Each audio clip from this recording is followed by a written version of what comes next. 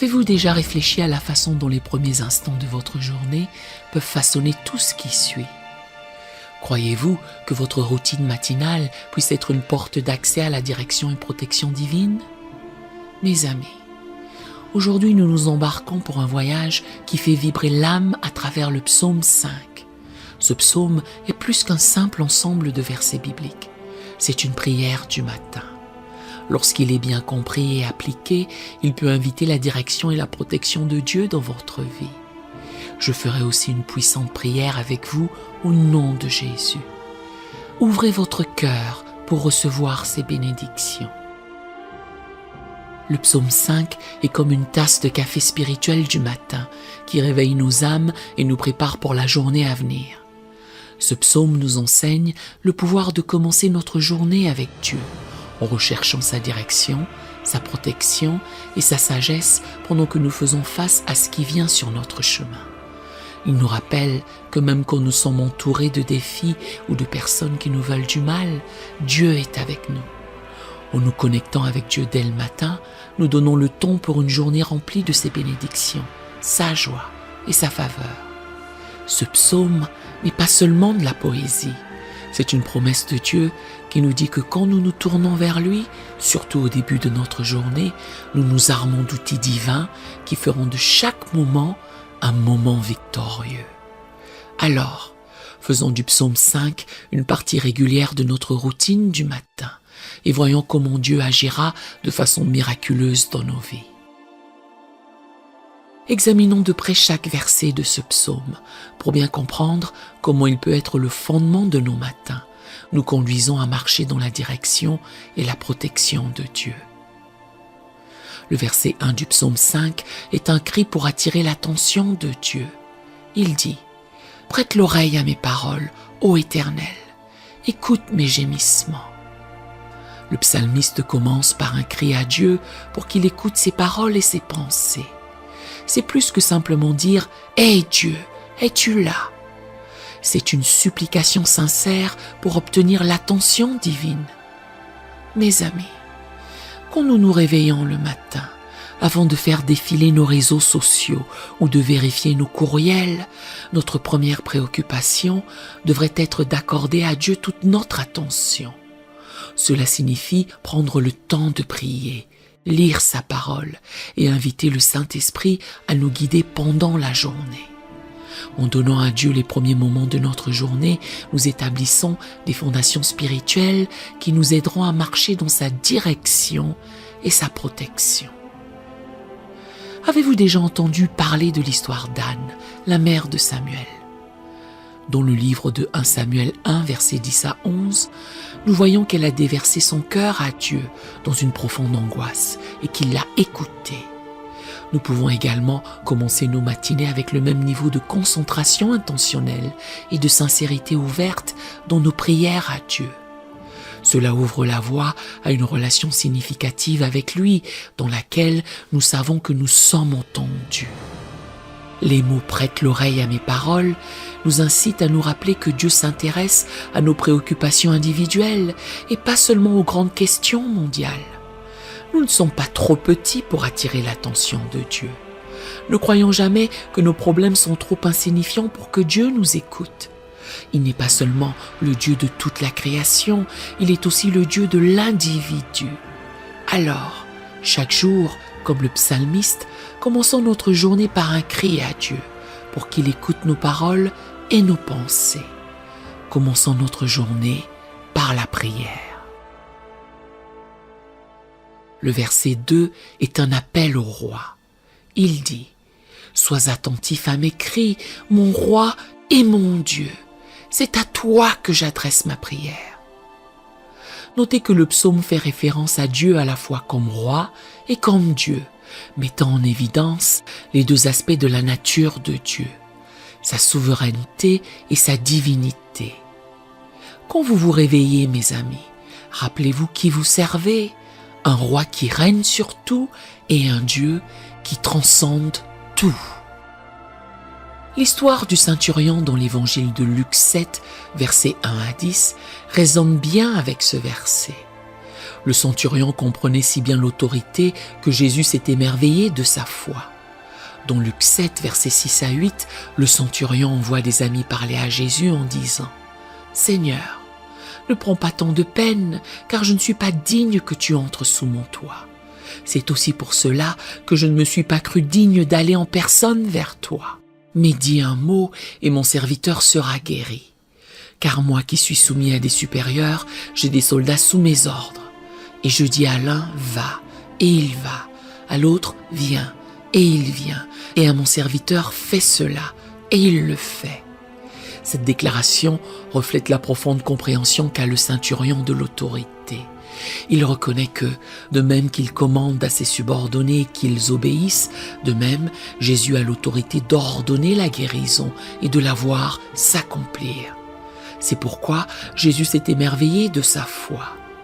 Mes amis, reconnaître l'autorité de Dieu chaque matin lui donne la place qui lui revient dans nos vies, et cela aligne notre journée sur sa divine direction.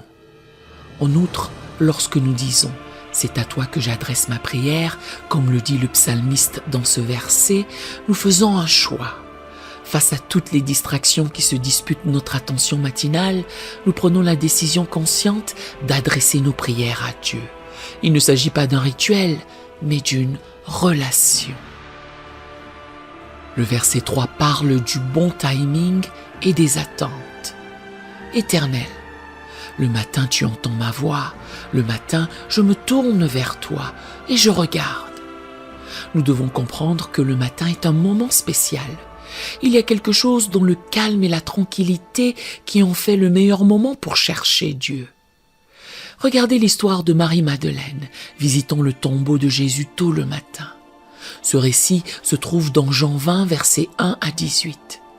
Sa dévotion et son lever matinal l'ont amenée à être la première à voir le Seigneur ressuscité.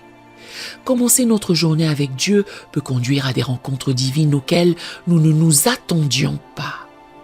Le psalmiste ne se contente pas de prier, il lève les yeux en anticipant une réponse. C'est une leçon sur la manière d'approcher Dieu avec nos préoccupations. C'est une chose de demander l'aide de Dieu, c'en est une autre de vivre dans l'attente de son intervention divine. Chers amis, cette attitude d'attente peut changer la façon dont vous vivez votre journée. Vous ne vous contentez pas de recevoir passivement, mais vous êtes à l'affût des conseils et de la protection de Dieu. Vous attendez la faveur et les bénédictions de Dieu. Les versets 4 à 6 nous rappellent que Dieu méprise le mal. L'Écriture nous dit « Car tu n'es point un Dieu qui prenne plaisir au mal. Le méchant n'a pas sa demeure auprès de toi. Les insensés ne subsistent pas devant tes yeux. Tu hais tous ceux qui commettent l'iniquité. Tu fais périr les menteurs.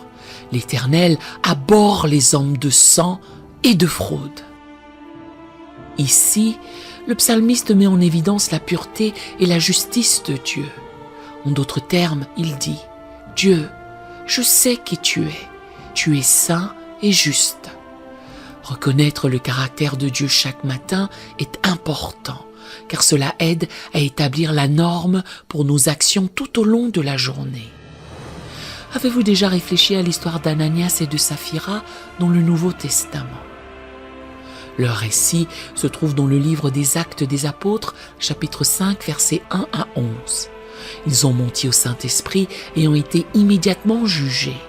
Ce jugement ne fut pas donné parce que Dieu n'est pas aimant, mais parce que Dieu est saint. Lorsque nous commençons notre matinée en reconnaissant la sainteté de Dieu, cela nous rappelle que nous devons marcher dans l'intégrité et la justice. Souvenons-nous de ceci. Notre Dieu est un Dieu juste. Il est contre la méchanceté sous toutes ses formes. Lorsque nous nous associons à lui le matin, nous choisissons le camp de la justice, et c'est là l'endroit le plus sûr et le plus puissant où se trouver. Le verset 7 parle du lieu de culte.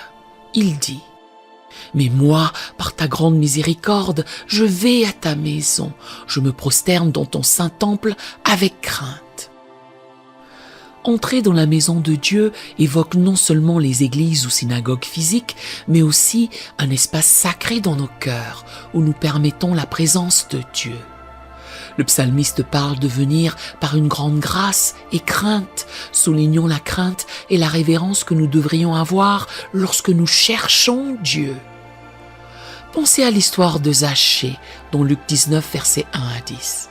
Il avait tellement besoin d'une rencontre divine qu'il a grimpé sur un arbre. Lorsque Jésus s'est invité dans la maison de Zachée, celle-ci est devenue une maison remplie de la miséricorde de Dieu. Chaque matin, invitez Jésus dans la maison de votre cœur. Ouvrez-vous à ses enseignements, à son amour et à sa grâce miséricordieuse. Remarquez aussi que le psalmiste parle d'adoration envers le temple saint. Il ne s'agit pas seulement de chanter des chansons. Mes amis, l'adoration est un mode de vie. Chaque matin, faites en sorte que vos actions, vos paroles et même vos pensées soient une forme d'adoration qui honore Dieu. Romains 12, verset 1 nous rappelle « Je vous exhorte donc, frères, par les compassions de Dieu, à offrir vos corps comme un sacrifice vivant, saint, agréable à Dieu, ce qui sera de votre part un culte raisonnable. » Ce verset souligne l'importance de consacrer non seulement notre moi spirituel, mais aussi notre corps physique au service et à la gloire de Dieu. Cela inclut ce qui vient d'être mentionné. Il s'agit de consacrer nos actions, nos paroles, nos pensées, nos décisions, nos choix et nos vies comme une forme d'adoration. Le verset 8 est une supplique pour obtenir la direction divine. L'Écriture dit « Éternel, conduis-moi dans ta justice à cause de mes ennemis, aplanis ta voie sous mes pas. » Chercher la direction divine n'est pas seulement pour notre bien, cela établit aussi une norme devant ceux qui pourraient souhaiter nous voir chuter. Le psalmiste demande un chemin droit, un sentier sans détour ni piège. Pensez aux disciples sur la route d'Emmaüs, dans Luc 24, versets 13 à 35. Bien qu'ils aient d'abord marché dans la déception et la confusion après la crucifixion de Jésus, leur chemin est devenu clair lorsqu'ils ont reconnu le Christ ressuscité. Dans nos vies, nous ne voyons peut-être pas physiquement Jésus, mais lorsque nous l'invitons dans nos matinées, nos chemins deviennent plus dégagés, plus droits et plus faciles à parcourir. Lorsque vous vous levez chaque matin, demandez à Dieu de frayer son chemin devant vous. C'est une prière qu'il prend plaisir à exaucer. Elle aligne votre vie sur sa volonté, vous invitant à bénéficier de sa protection et de sa direction tout au long de votre journée. Les versets 9 à 10 attirent maintenant notre attention sur la reconnaissance de la folie des méchants. Écoutez la parole de Dieu. Car il n'y a point de sincérité dans leur bouche, leur cœur est rempli de malice, leur gosier est un sépulcre ouvert, et ils ont sur la langue des paroles flatteuses. Frappe-les comme des coupables, ô Dieu, que leurs desseins amènent leur chute, précipite-les au milieu de leurs péchés sans nombre, car ils se révoltent contre toi. Le psalmiste ne nie pas la réalité du mal dans le monde. Il y a ceux dont les intentions sont loin d'être nobles. En reconnaissant cela, il souligne aussi pourquoi s'aligner sur Dieu est essentiel. Prenons l'histoire d'Akan dans le livre de Josué, chapitre 7. Son péché caché a entraîné la calamité pour les Israélites. Ce n'est que lorsque le péché a été exposé et sanctionné que le peuple a retrouvé son équilibre spirituel. De même, le fait de reconnaître les influences de la méchanceté et de prier contre elles établit les limites de la protection de Dieu dans nos vies. Enfin, les versets 11 à 12 mettent l'accent sur la promesse de joie et de protection. Ils disent « Alors, tous ceux qui se confient en toi se réjouiront. Ils auront de l'allégresse à toujours et tu les protégeras. Tu seras un sujet de joie pour ceux qui aiment ton nom. Car tu bénis le juste, ô Éternel, Tu l'entoures de ta grâce comme d'un bouclier. Quelle puissante conclusion de ce beau psaume! Le psalmiste résume les avantages de mettre notre confiance en Dieu. La joie, la protection et la faveur. Ce ne sont pas que des concepts abstraits, mais des expériences quotidiennes qui viendront quand nous donnons la priorité à Dieu chaque matin. Considérez l'histoire de Josaphat et du peuple de Juda dans 2 Chroniques chapitre 20. Ils ont fait face à une grande armée, mais ont choisi de mettre leur confiance en Dieu. Quel en a été le résultat? La protection divine et une victoire écrasante. Leur joie était indicible et la faveur de Dieu évidente. Mes chers amis, le psaume 5 est un guide spirituel complet pour introduire la protection divine, la sagesse et la joie dans votre journée. Alors que nous faisons face à aujourd'hui, portons l'essence du psaume 5 dans nos cœurs. Avec Dieu comme guide et protecteur, nous sommes imbattables. Si Dieu est pour nous, qui sera contre nous? Maintenant, à tous ceux qui m'entendent, allons vers le Seigneur dans la prière. Je voudrais que vous fassiez cette prière avec moi pour que vous puissiez en recevoir toutes les bénédictions. Prions notre Dieu plein de grâce et de miséricorde. Éternel Dieu Tout-Puissant, Père Céleste, Tu es l'auteur et le consommateur de notre foi, l'alpha et l'oméga, le commencement et la fin. Tu es mon roi et mon Dieu. J'honore et loue ton saint nom. Je te remercie pour le don de la vie et de tes bénédictions. Ton amour durera toujours et tes compassions se renouvellent chaque matin. Seigneur, je viens devant toi humblement, avec action de grâce et louange. Je suis reconnaissant pour la joie de ton salut et pour ta faveur qui m'entoure comme un bouclier. C'est la journée que l'Éternel a faite. Qu'elle soit pour moi un sujet d'allégresse et de joie. Je te demande de pardonner mes péchés et mes manquements. Purifie-moi de toute injustice, comme je pardonne aussi à ceux qui m'ont offensé. Au nom de Jésus, je répudie tous les plans de l'ennemi pour me faire dérailler, moi et mes proches. Je déclare que les plans et pièges de l'ennemi seront réduits à néant. Père, guide-moi dans toutes mes voies, alors que je ne m'appuie pas sur ma sagesse et que je te reconnais dans toutes mes voies. Je prie pour tes continuelles bénédictions dans ma vie. Que ce jour soit rempli de miracles inattendus, de rencontres divines et d'opportunités qui viennent de toi seul.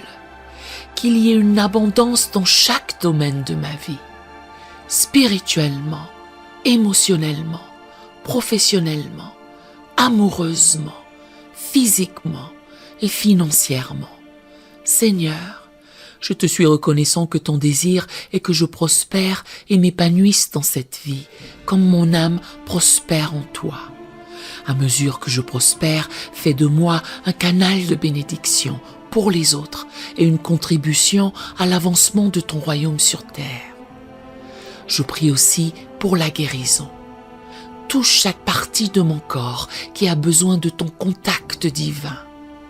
Que ta vertu de guérison coule à travers moi, du sommet de ma tête à la plante de mes pieds, au nom de Jésus. Alors que je présente mes proches devant toi, puissent-ils connaître ta grâce, ton amour et ta paix. Touche nos cœurs et délivre-nous de tout mal. Père, tandis que je dis cette prière avec tous ceux qui m'écoutent, je te remercie pour chaque cœur qui s'humilie devant toi en ce moment. Nous avons tous besoin de ta direction. Éclaire notre sentier et dirige nos pas. Père, tu es notre bouclier et notre forteresse. Couvre-nous de tes ailes et entoure-nous d'une haie protectrice. Protège-nous dans nos allées et venues. Nous déclarons que par les meurtrissures de Jésus, nous sommes guéris et nous demandons que ta main guérissante soit sur nous. Père Céleste, alors que nous attendons tes bénédictions, nous te sommes reconnaissants pour ta joie, ta direction divine, ta faveur et ta protection. Merci Seigneur d'entendre et d'exaucer ma prière, au nom puissant de Jésus. Amen. Nous aimerions vous donner l'opportunité de faire de Jésus le Seigneur de votre vie. Voulez-vous bien prier avec moi?